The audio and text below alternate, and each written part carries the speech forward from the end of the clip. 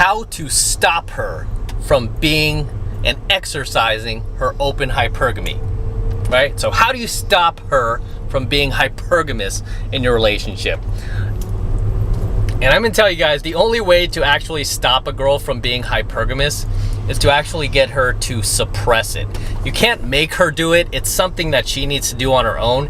And the only way a woman will ever suppress her own hypergamy is if she feels that you are the highest value male that she can possibly get. So you know what you have to be? You have to become that guy. You have to be the highest value male that she can possibly get, okay? Because once she feels that, she will at least suppress her hypergamy, right? And she won't, she won't be going out there like on the weekends clubbing.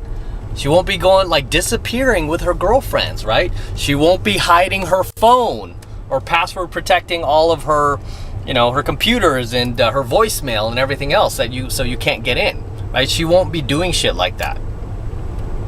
By the way, that's a sign that your girl is exercising her open hypergamy, is when she is actually doing those things. When your girl is running off to a little happy hour, right? She's running off to happy hour with her coworkers when she should be coming home. But no, we're just gonna get half-price appetizers and half-price drinks. It'll be fine. Like, nope. There's a reason she's doing those things behind your back, okay? Or flat out telling you, right? They're not that innocent. Or she's constantly on her social media, like, and she's good looking. I mean, guys are DMing her and she's probably responding to those guys. That's why she password protects everything. Because if she had nothing to hide, she wouldn't password protect it. Simple as that, guys. If you're with somebody and they're hiding their phone and shit like that, you know what? It's because she's up to no good. Because I've dated girls who have nothing to hide, right? I mean, the girls I'm dating right now, they have absolutely nothing to hide. They leave their phones out all the time. Right? They're not hiding anything. They don't care. Like, yeah, go ahead, look through it if you want to. Like, there's nothing to hide. Right? I mean, I'm the same way. I don't hide anything either. I tell them exactly who I am. I'm like, they know I'm dating other women. I don't have any problem like leaving my phone right then and there. I'm like, I'm not, there's nothing new you're going to find in there other than what I tell you. I mean, there's nothing new. So just understand, when it comes to women suppressing their hypergamy, she will only do it if she feels that you're the highest value male that she can get, okay? Where she doesn't have to actively go out there looking for the BBD, the bigger, better deal, okay? Because the second that she feels that you're not that and that she feels that she's kind of lowering herself to be with you, that's when she's gonna be like, I need to start going out with the girls. I need to start dressing a little bit more provocative so more guys approach me. Right? And take it from me, I'm a pickup artist. I approach girls all the time. The girls that I've approached in field that are in relationships, I should say in unhappy relationships, okay?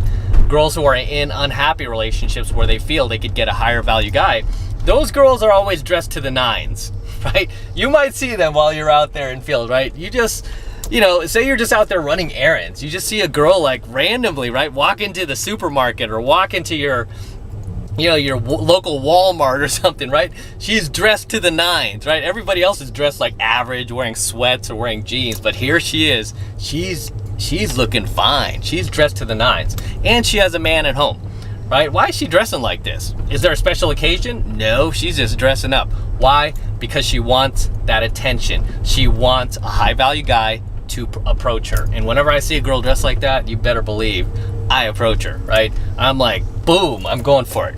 Because I don't see that all the time, but, and you don't see it all the time. But when you do see it, that girl is exercising her open hypergamy.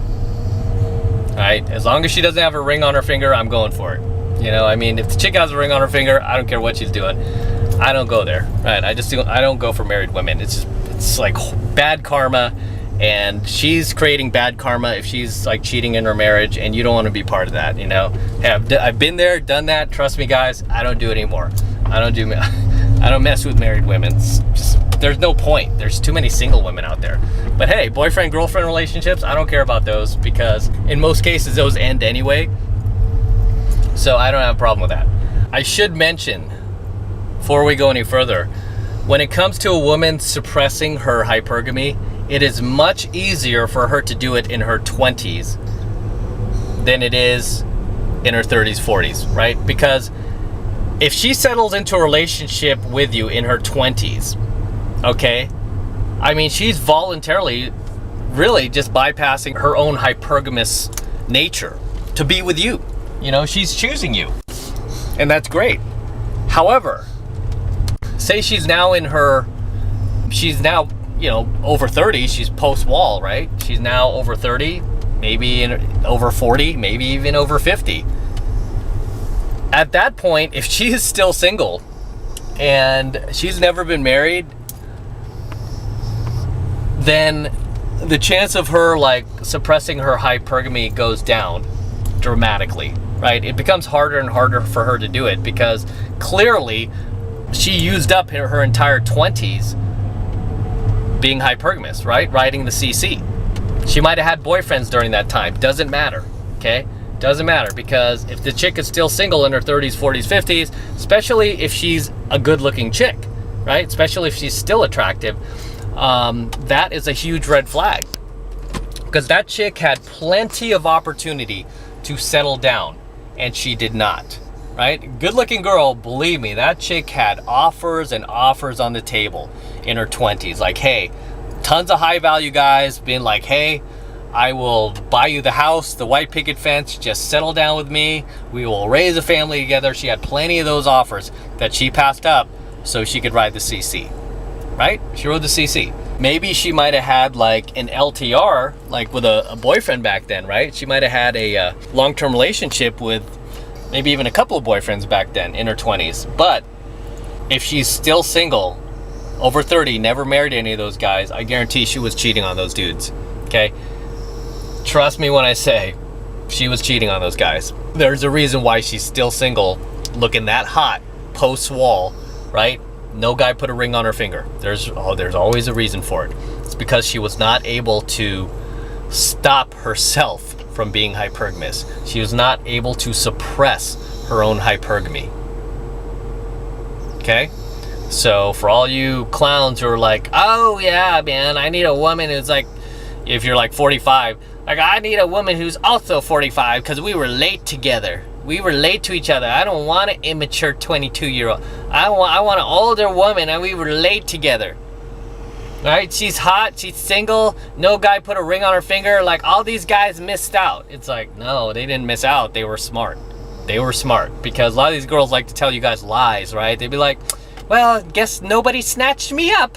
It's like, bullshit, nobody snatched you up. Guys were trying to snatch you up, but you didn't want to be snatched up. You wanted to ride the CC, right? Well, I had a boyfriend back then. Yeah, that you mean that guy you cheated on? Where you were like going next door and having sex with your neighbor? Actually, I had an ex-girlfriend who used to do that. It's like, she was like really hot back then. Everybody wanted her. And I had her, and she was like doing that to me. And lo and behold, this chick is like in her now she's like 50 something, because she was a few years older than me. So she's like, yeah, she's like early 50s. So that chick still single. No shock, right? It's like, how did this chick so hot, like manage to still be single after all these years? You know, and I saw a chick not that long ago. She's like just miserable looking, depressed, sad. Like, yeah, go figure. You know, I don't feel bad for one bit either. I'm like, look at all the things you did to your exes back then, me included, right? So whatever, screw you. So yeah, I mean, these girls, guys, just because, you know, she's now in her 30s and 40s, she's post-wall, still looks good, and you think you found like a diamond in the rough that's going to be faithful to you for here on out. No, there's a reason why no guy put a ring on her finger, right? There's a reason why she is now DG. You guys know what DG stands for, right? Now that she's post-wall, right? Didn't cash in her chips in her 20s, rode the CC, cheated on her long-term, her boyfriends that she claimed to have back then. If you want to find a girl to go the distance with, you guys who are looking for that type of relationship, the younger they are, the better, right? Because the younger they are that they're willing to cash in their chips, and they're really kind of just proving that, hey, I'm willing to push aside my own SMV, my own hypergamous nature to be with you. I'm choosing you. she's cashing in her chips, right? She's basically saying, I don't want to ride the CC. I don't want to be out there with all these different men. I don't want to retain the sperm of every sexual partner that I have sex with, like all these other hoe bags in there that are now post-wall, right? If the girl is willing to push aside all that, stop herself from being hypergamous to be with you, I mean, that's saying something, right? We call those good girls, right? Those girls don't want to end up being damaged goods, right? They don't want to end up being damaged goods, post-wall damaged goods, no kids, no family, still single, could never hang on to a man. Now they're down below hating in the comments, right? They're down below hating my comment section, making the personal attacks, Mr. Personal attacks. Yeah. Look at those rings, man. It's like, I remember what one lady was like, what do you think you are? Like, are you in a band or something? Are you a rock star? It was like, actually, I was in a band, and I sent her my my Instagram. I was like, yeah, I was actually in a band. And, yeah, we wore rings. So anyway, I'm gonna wrap up here, guys. Until next time, this is Am from the 33 Secrets. Don't forget to smash that like button below. Also hit that notification bell right next to it so that you're notified whenever I release a brand new coaching video here on the YouTube. And more importantly, guys, please make sure you subscribe to my channel. I know lately YouTube has been unsubscribing you guys from my channel, so please make sure you are still subscribed to my channel. Very important. And also make sure you share my coaching videos with other like-minded red pill friends of yours so we could really start spreading this knowledge out there, right? Let's spread this red pill knowledge out to other guys and awaken more guys, get more guys woke, because that's what we're here to do, right? We're not only here to date beautiful women, but we're also here to get more guys woke to this knowledge. And for you guys who want to support my work and all of this red pill content even further, the best way to do that is by jumping into my monthly online coaching program, 7 Months to Mastery, where I am teaching guys just like you how to go out there and approach and close the youngest, hottest, and most beautiful looking women on the planet. I'm talking about 8s, 9s, and 10s, the type of women that you will not find in your social circle and you will not find at the bars and clubs, but only the venues that I teach you to go to in 7 Months to Mastery, right? And you're gonna learn skills that your parents, teachers, and society failed to teach you. You're gonna learn skills that only an experienced pickup artist can teach you. And I'm one of the world's best, okay? I'm one of the best pickup artists in the world. I've been doing this my entire adult life.